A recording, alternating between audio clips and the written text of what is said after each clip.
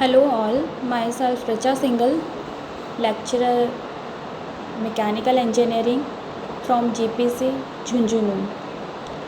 आज हम mechanical engineering के सब्जेक्ट कोड 309 के यूनिट फर्स्ट, जिसका टॉपिक है एस्टिमेटिंग एंड कोस्टिंग, उसके बारे में पढ़ेंगे। तो यूनिट फर्स्ट के अंदर एस्टिमेटिंग और कोस्टिंग, जिसे हम आकलन एवं लागत भी कहते हैं, इसका अध्ययन करेंगे। तो हमें यह पढ़ने सबसे पहले हमें पता होना चाहिए कि हम इसके बारे में क्यों पढ़ेंगे, आकलन एवं लागत के बारे में पढ़ने की ज़रूरत क्यों पड़ी।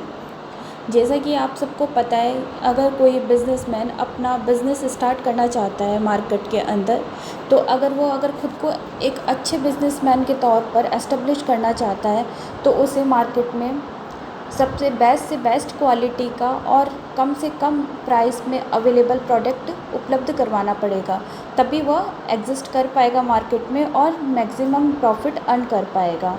In international market, if any businessman wants to establish himself, then he has to produce the product of best quality at lowest price, then he can earn maximum profit.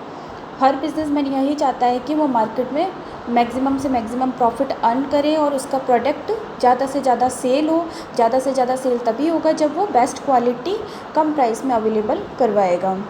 So to maximize profit, production cost should be controlled. To control production cost, various costs should be minimized. तो profit maximum करने के लिए main होता है उत्पादन लागत, production coast, वह control होनी चाहिए, वह कम से कम करने की कोशिश की जाती है। किसी भी प्रोडक्ट को बनाने के लिए मेन उसको बनाने की प्रोडक्शन कोस्ट ही होती है, जिसे कम से कम करने की कोशिश की जाती है, जिसमें वेरियस कोस्ट जो अवेलेबल हैं उनको मिनिमाइज़ करने की कोशिश की जाती है। जब ये वेरियस कोस्ट जो प्रोडक्शन कोस्ट में इन्वॉल्व है मिनिमाइज़ होंगी, तभी हमें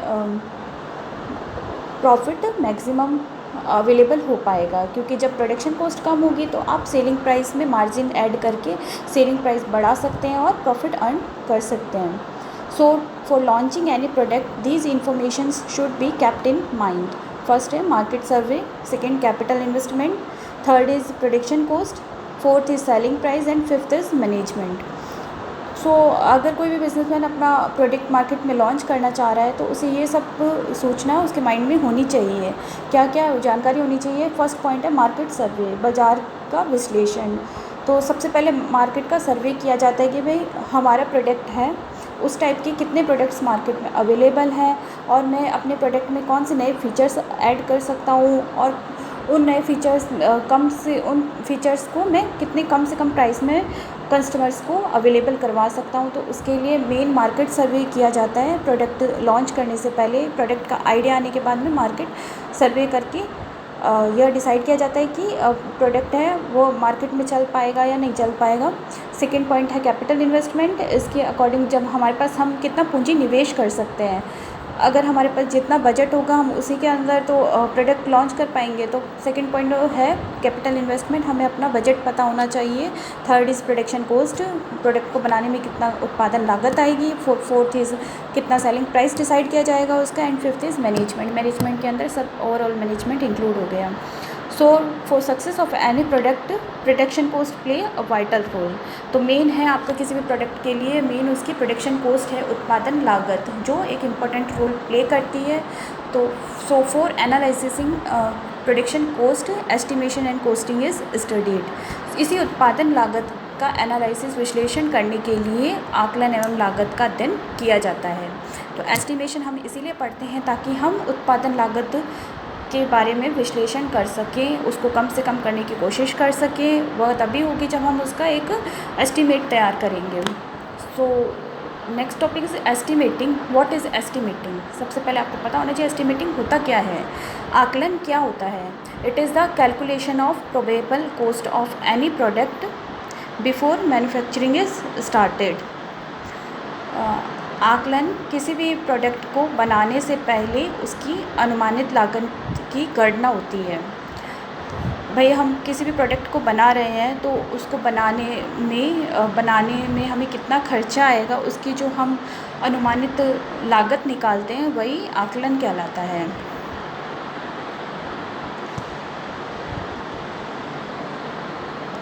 It includes the calculation of all the expenses include in construction of any product. आकलन के अंदर वो सभी एक्सपेंसेस खर्चे ऐड किए जाते हैं जो प्रोडक्ट को बनाने में इन्वॉल्व होते हैं. If estimated cost is greater than available money, then we have to change our specifications and we try to reduce our cost. अगर अनुमानित लागत हमारे पास जो उपलब्ध धन है उससे ज़्यादा आती है तो हम अपने स्पेसिफिकेशंस में चेंज करते हैं. हम जो भी हम प्रायोरिटीज़ लेके चल रहे हैं उसमें कुछ कुछ चेंजेस करेंगे ताकि हमारी कॉस्ट है वो कम से कम हो सके. अगर आपके पास उपलब्ध धन है वो आपकी अनुमानित लागत से कम आ रहा है तो आप वो प्रोडक्ट मार्केट में लॉन्च ही नहीं कर पाओगे. तो आपको अपनी अनुमानित लागत है वो कम करने की कोशिश करनी पड़ेगी. तो इसके लिए आपके जो स्पेसिफिकेशंस है आपको उसके अंदर कुछ कुछ चेंजेस करने पड़ेंगे. एक्चुअल कॉस्ट में भी डिफ़र फ्रॉम एस्टिमेटेड कॉस्ट. जो वास्तविक लागत है वो अनुमानित लागत से भिन्न हो सकती है. हो सकता है वह ज़्यादा हो सकता है वो कम हो, लेकिन हम एक्चुअल कॉस्ट है वो अनुमानित लागत से कम रखने की कोशिश करते हैं. इसीलिए एस्टिमेट्स प्रिपेयर किए जाते हैं ताकि हम अपनी एक्चुअल कॉस्ट है वो कम करने की कोशिश कर सकें ताकि हम मैक्सिमम प्रॉफिट अर्न कर सकें. Next is objectives of estimation. Estimation के उद्देश्य क्या हैं इसे पढ़ने से पहले हम एक एग्ज़ाम्पल लेते हैं एस्टिमेट का. फॉर एग्ज़ाम्पल आप कोई पार्टी ऑर्गेनाइज़ कर रहे हैं. पार्टी में be anything, it may be your farewell party of any school और कॉलेज. आपकी किसी स्कूल की या किसी कॉलेज की फेयरवेल पार्टी का ऑर्गेनाइजेशन है और आप उसे ऑर्गेनाइज़ कर रहे हैं. तो आप सबसे पहले क्या करेंगे, आप देखेंगे कि पार्टी में कौन कौन लोग इन्वॉल्व हो रहे हैं, कौन कौन से गेस्ट हैं, आपके कितने टीचर्स इन्वॉल्व होंगे, कितने स्टूडेंट्स आएंगे. तो नंबर ऑफ़ गेस्ट की लिस्ट तैयार होगी. देन उनकी सिटिंग अरेंजमेंट्स, आप वेन्यू बुक करेंगे तो venue, first point is venue decide हो गया, सिटिंग अरेंजमेंट्स डिसाइड हो गया, डेकोरेशन हो गई, केटरिंग की व्यवस्था हो गई. तो इस तरह से आप जो भी उसके अंदर पार्ट्स अवेलेबल हैं आप उन छोटे छोटे पॉइंट्स को माइंड में रख के ओवरऑल कॉस्ट का और ओवरऑल टोटल कॉस्ट डिसाइड करेंगे कि आपका कितना खर्चा आएगा. तो यह खर्चे का जो पूर्वानुमान है यही आकलन कहलाता है. अब जो आकलन तैयार करता है वह आकलक कहलाता है, जिसे हम आगे पढ़ेंगे. आप आकलन के उद्देश्य देख लीजिए. ऑब्जेक्टिव्स ऑफ एस्टिमेशन, एस्टिमेशन के उद्देश्य. So first point is for calculating selling price for tender filling. Tender fill करते टाइम आपको सेलिंग प्राइस डिसाइड करना होता है कि हम ये टेंडर कितने रुपीज़ में बेच रहे हैं या जो भी उसका सेलिंग प्राइस है, तो उसके लिए हम पहले एस्टिमेट कैलकुलेट करते हैं. Then next point is it decides whether सब parts of any product should be purchased from the market or constructed.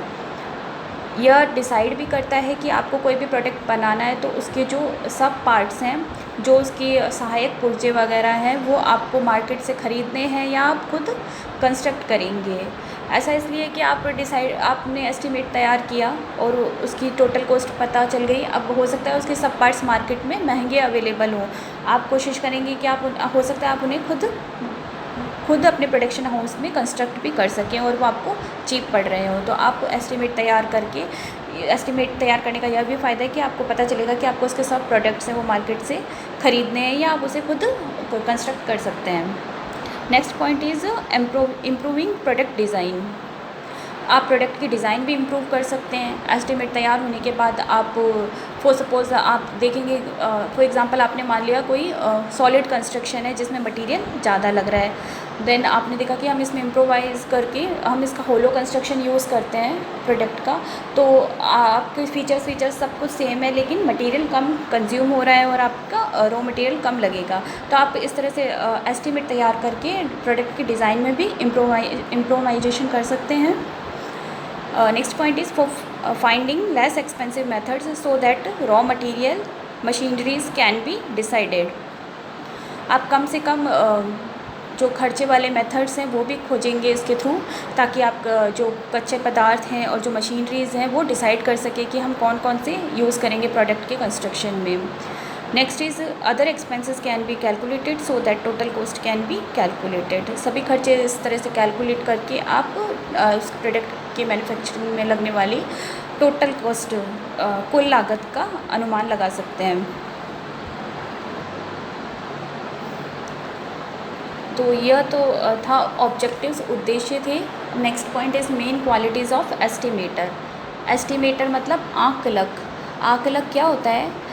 वह व्यक्ति जो आकलन तैयार करता है वह आकलक कहलाता है। A person who prepares estimates is called estimator.